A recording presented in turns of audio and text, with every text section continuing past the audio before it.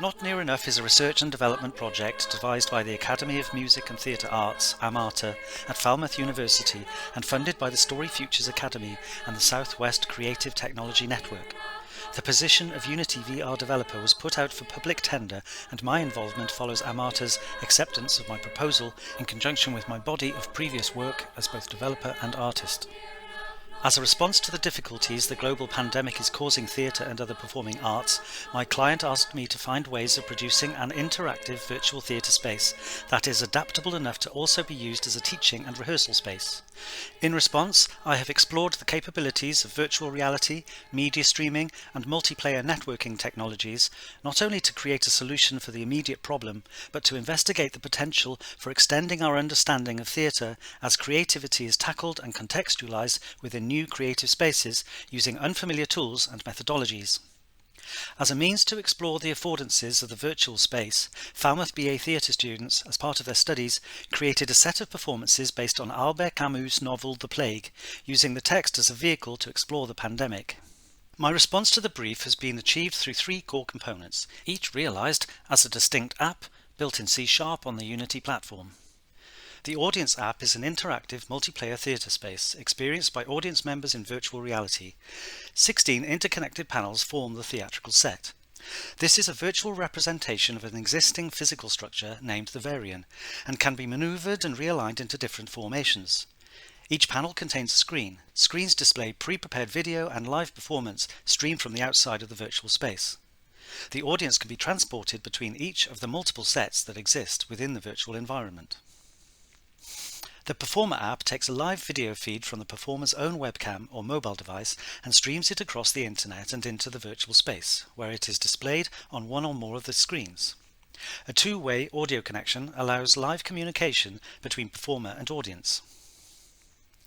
The Controller app provides a means for stage manager, directors and crew to view and monitor the performance and to control the virtual space in real time. The environment can be viewed from a position overhead, as though mapped out below, or it can be experienced up close from the perspective of the audience itself. For some time I have been keen to explore the idea of not only providing a virtual environment where creative processes can happen, but as a means for the promotion and enhancement of creativity itself.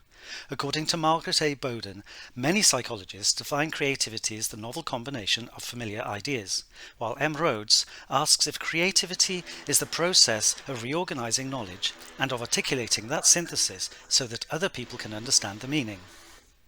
This way of understanding creativity appears to resonate with the very act of taking the familiar patterns from a theatrical context and passing them through the unfamiliar affordances of virtual reality, and so creating something novel to be experienced in new ways.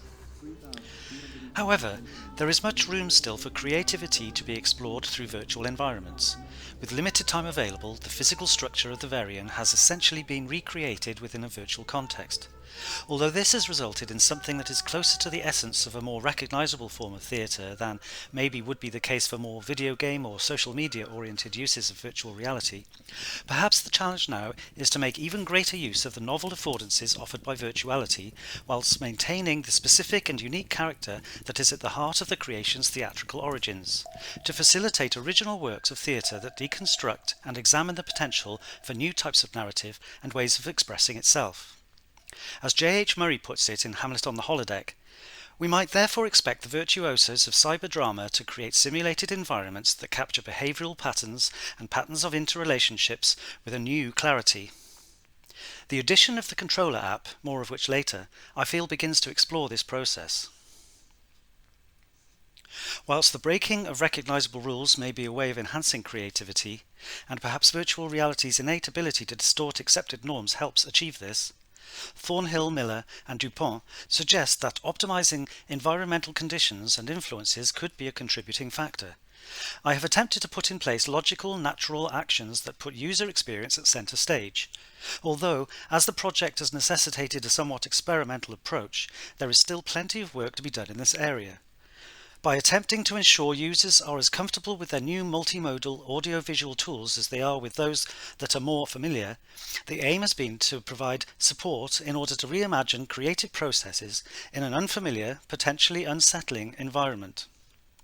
As well as to aid exploration beyond the comfort of recognisable theatre tropes, the object is to ease any potential anxieties stemming from the suspicion of a potential negative effect on academic progress.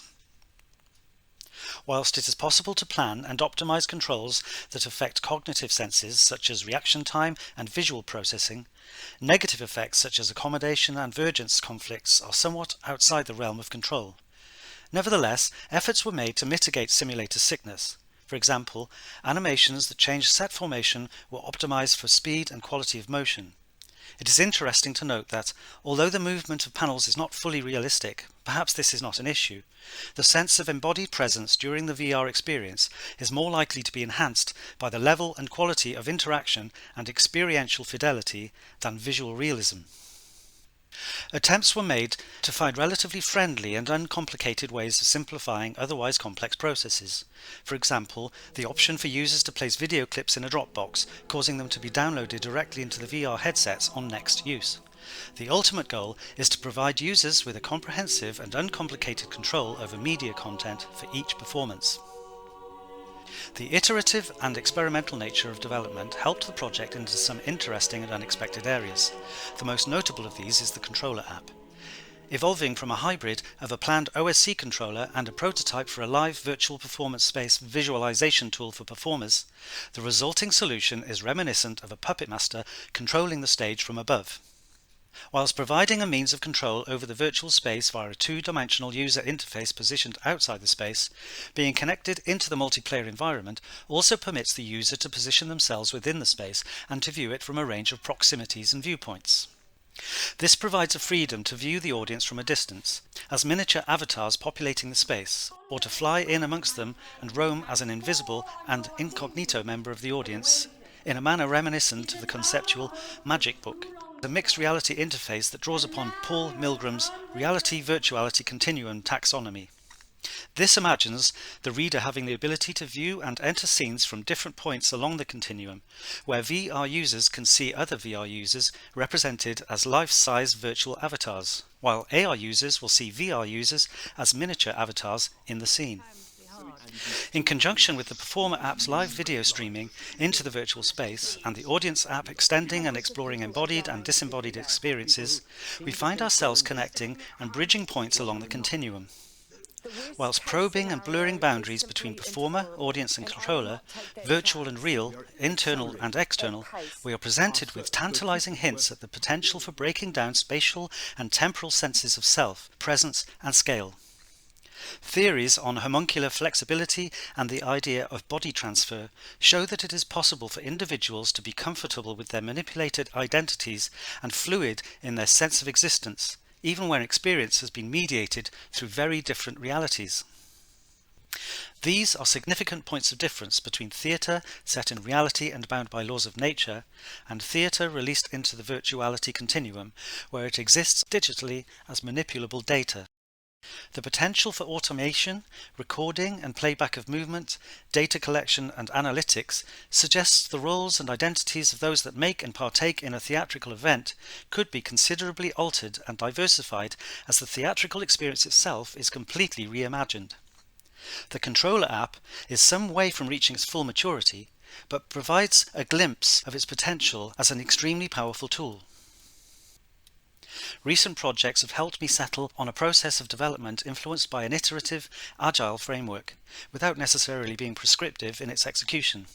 The users were developing their own work while I simultaneously worked on their tools, whilst the ability for me to join and observe within the virtual space provided opportunities for first-hand experience of user interactions and responses to the environment.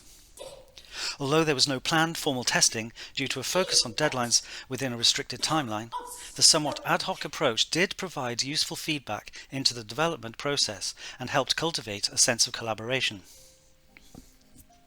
I set out to use the opportunities presented by this project to explore the potential of a distributed, multiplayer virtual environment for providing a platform for creative endeavour in theatre, whilst building on my own skills as a researcher, developer and artist.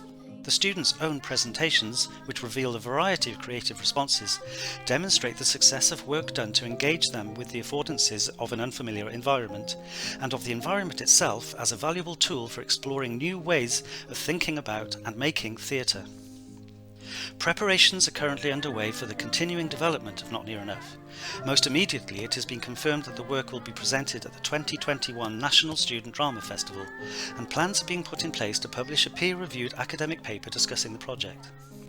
However, the sense that this is in fact just the beginning is enticing me to take forward what has been learned, particularly in relation to the controller app, so as to further progress as a researcher, developer, artist and practitioner, and to drive what I am certain will become a rich source for further research and development, exploring issues of embodiment and identity, whilst investigating collaborative creation within virtual multiplayer settings. An exciting and more immediate prospect, however, is that as a result of what I have learned from working on Not Near Enough, I have been invited to teach undergraduate theatre students at Falmouth University as a visiting lecturer about this area of practice. Thank you.